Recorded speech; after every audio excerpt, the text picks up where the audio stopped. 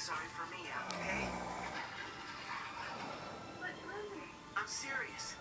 I'm the one who has to fix things and get your body back. then won't try with mom again?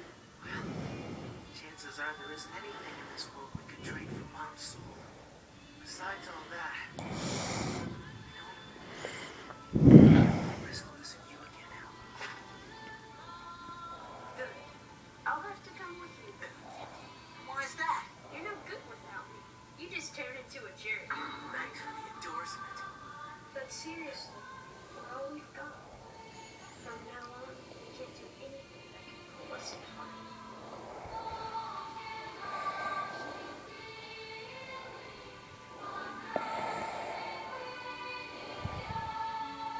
Even though we were trying to restore our own bodies, it was still human transmutation we were after. A forbidden science. If we failed the next time, there would probably be nothing left of us. We had no idea what the future would hold, but we knew there was no turning back.